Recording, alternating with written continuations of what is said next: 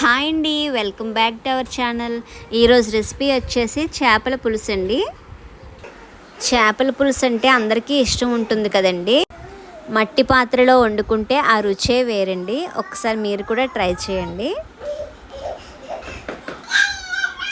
ఇప్పుడు 1/2 కేజీ చేపలు తీసుకొని దీన్ని బాగా కడిగి పెట్టుకోండి. ఇప్పుడు ఇందులోకి 2 స్పూన్స్ కారం యాడ్ చేసుకోండి. 1/2 టీ స్పూన్ సాల్ట్ యాడ్ చేసుకొని ఈ చేపలకు ఉప్పు కారం బాగా పట్టించాలండి.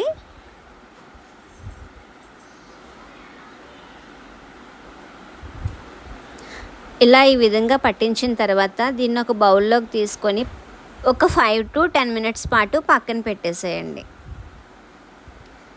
ఇప్పుడు లెమన్ సైజ్ చింతపండుని తీసుకొని దీన్ని కొంచెం వాటర్లో నానబెట్టుకోవాలండి.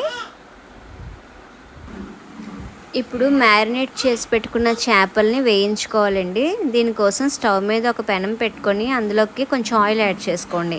ఆయిల్ హీట్ అయిన తర్వాత మనం మ్యారినేట్ చేసి పెట్టుకున్న చేప ముక్కల్ని ఒక్కొక్కటిగా వేసి వేయించుకోవాలండి.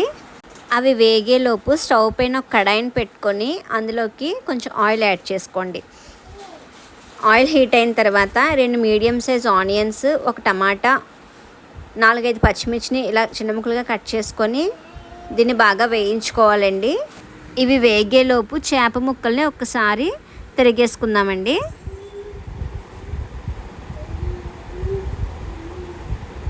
ఒకవైపు వేగిపోయండి, మరోవైపు వేయించుకుందాం. ఇలా మొత్తం చేప ముక్కలన్నింటినీ వేయించుకోవాలండి. చూడండి, ఆనియన్స్ కంప్లీట్గా వేగిపోయాయి కదండి. ఇప్పుడు ఇందులోకి 2 స్పూన్స్ కారం యాడ్ చేసుకోండి. టేస్ట్కి సరిపడగా సాల్ట్ యాడ్ చేసుకొని ఒకసారి దీన్ని మొత్తాన్ని బాగా కలుపుకోవాలండి. ఇప్పుడు ఇందులోకి 1/2 టీ స్పూన్ పసుపు, 1/2 టీ స్పూన్ మసాలా పొడి, 1 టీ స్పూన్ అల్లం వెల్లుల్లి పేస్ట్ని వేసుకొని ఒకసారి దీన్ని బాగా వేయించుకోవాలండి. అల్లం వెల్లుల్లి పేస్ట్ పచ్చివాసన పోయేంత వరకు వేయించుకోండి. ఇప్పుడు ఇందులోకి నానబెట్టుకున్న చింతపండు రసం వేసుకోవాలండి. వాటితో పాటు మరొక 2 కప్పులు వాటర్ కూడా యాడ్ చేసుకోండి.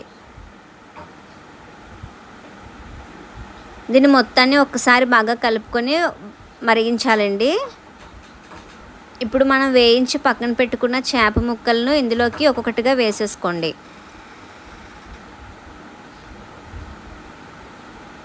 చేప ముక్క వేయించుకుంటే పచ్చివాసన రాకుండా ఉంటుందండి, అందుకని మేము వేయించుకుంటున్నాం. ఇప్పుడు పులుసుని 10 నుండి 15 నిమిషాల పాటు మరిగించుకోవాలండి. ఇలా మరిగిన తర్వాత ఇందులోకి కొంచెం కొత్తిమీరని తీసుకొని ఇలా చిన్న ముక్కలుగా కట్ చేసి పెట్టుకొని వేసుకోవాలండి. ఇప్పుడు మరొక 10 నిమిషాల పాటు బాగా మరిగించాలండి. చూడండి, ఆయిల్ పైకి తేలింది కదా, పులుసు మరిగిపోయిందండి. ఇప్పుడు స్టవ్ ఆఫ్ చేసేసుకోండి. అంతే అండి, చేపల పులుసు రెడీ. మట్టి పాత్రలో వండుకుంటే దీని టేస్ట్ చాలా బాగుంటుందండి. మీరు కూడా ట్రై చేయండి. ట్రై చేసి ఎలా వచ్చిందో కమెంట్ చేయండి. వీడియో లైక్ చేసి, షేర్ చేసి, సబ్స్క్రైబ్ చేసుకోండి.